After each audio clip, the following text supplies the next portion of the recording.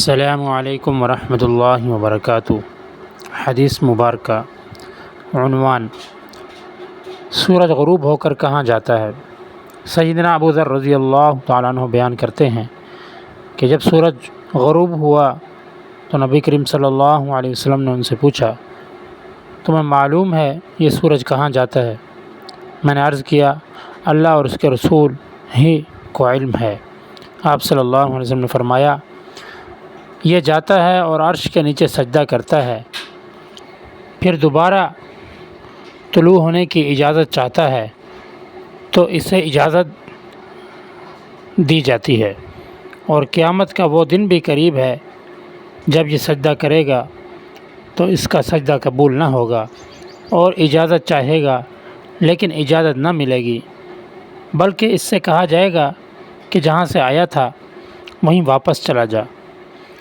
چنانچہ اس دن وہ مغرب ہی سے نکلے گا۔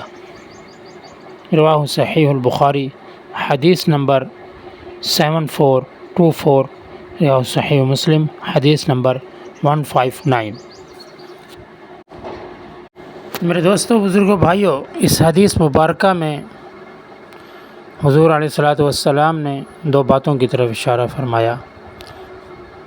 ایک تو سورج کا احوال بتایا کہ سورج کہاں جاتا ہے، سورج کی گردش کہاں ہوتی ہے، تو صحابہ نے فرمایا کہ اللہ اور اس کے رسول اس کا علم جانتے ہیں۔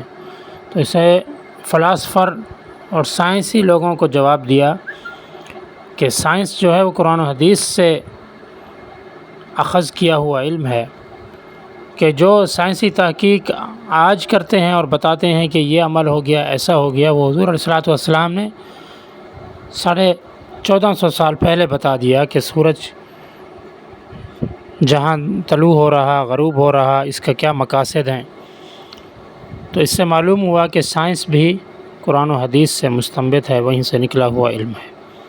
اور دوسرا اشارہ قیامت کے قرب قیامت کے احوال کا بتا دیا کہ سورج کا مغرب کی طرف سے نکلنا گویا کہ یہ قیامت کی علامت ہے کہ اللہ کا حکم ہو جائے گا تو پھر قیامت برپا ہو جائے گی۔ تو ہمیں ان گھڑیوں، ان علامات کے پیدا ہونے سے پہلے ہمیں چاہیے کہ رب کے حضور اللہ سے توبہ اور معافی تلافی کر لیں، اللہ سے اپنے گناہوں کی بخشش کر لیں،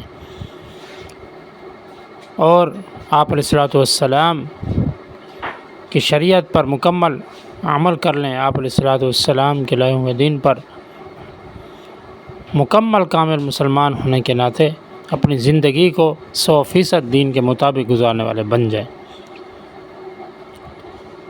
تو میرے بھائیوں، یہ زندگی مختصر سی ہے، یہ لمحات گزرنے والے جو ہیں یہ گزر تو رہے ہیں لیکن واپس نہیں آ سکتے۔ ہر ایک گھڑی قیمتی ہے، تو اس کی ہر گھڑی کو قیمتی بنائیں گے اور اپنے مقصد کو پہچانیں گے کہ دنیا میں ہمارے آنے کا مقصد اللہ کو راضی کرنا ہے۔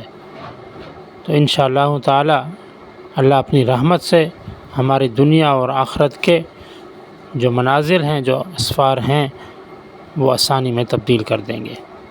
رب تعالیٰ سے دعا ہے کہ اللہ پاک ہمیں ان باتوں پر عمل کرنے کی توفیق عطا فرمائے۔